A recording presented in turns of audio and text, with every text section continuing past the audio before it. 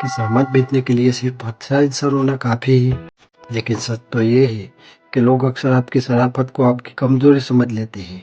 आज से 500 साल पहले निकोल मैकियावेली ने एक ऐसी किताब लिखी थी जिसे उस समय की सरकारों ने बैन कर दिया था। जानते हैं क्यों? क्योंकि उसमें वो कड़वा सच लिखा था जिसे आज भी 99% लोग हजम नहीं कर पाते। आइए जानते हैं उस सीक्रेट को जिससे आपकी सेल बढ़ेगी। बेचना सिर्फ एक कला नहीं, दिमाग का खेल है।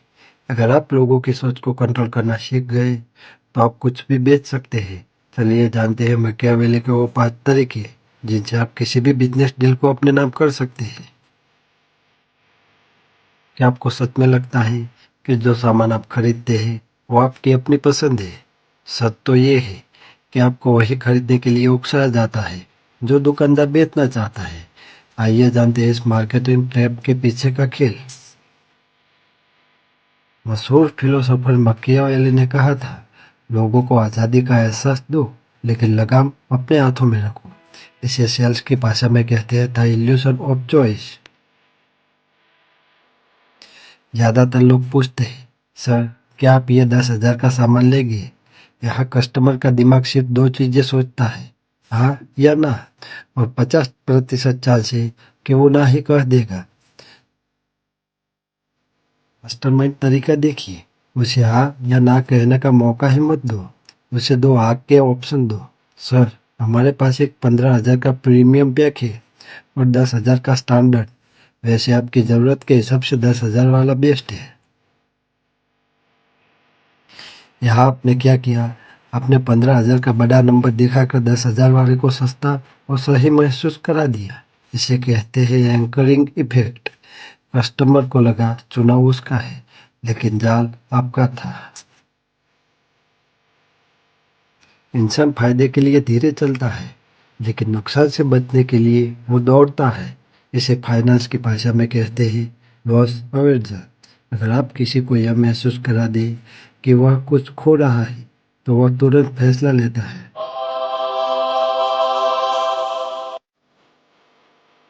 ये स्पेशल ऑफर सिर्फ आखिरी 10 इन्वेस्टर के लिए बचा है। आज सुबह ही 3 लोगों ने अपना रिटायरमेंट प्लान इसी स्कीम से लॉक किया है। मार्केट रेट कल से बढ़ने वाले हैं। मैं नहीं चाहता कि आपको वही चीज महंगी मिले। लोग सेल्समैन से नफरत करते हैं लेकिन एक सच्चे सलाहकार पर ध्यान से रखते हैं।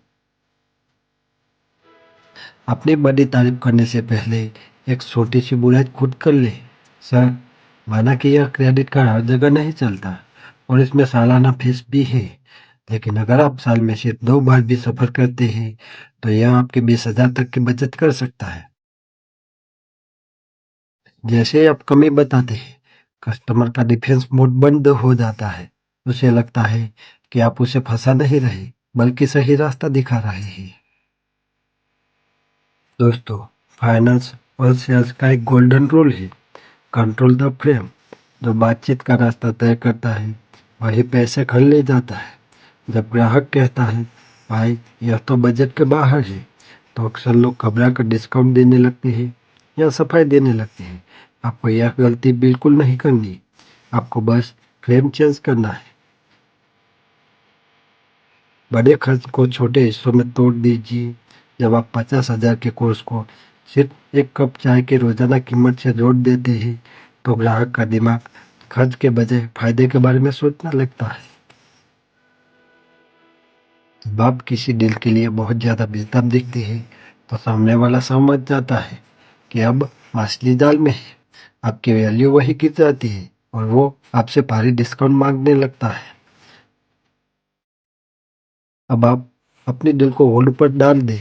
जब लगे कि कस्टमर नखरे कर रहा है तो पीछे भागने के बजाय ये डायलॉग बोले, सर मुझे लगता है शायद आप अभी इन्वेस्टमेंट के लिए पूरी तरह तैयार नहीं है।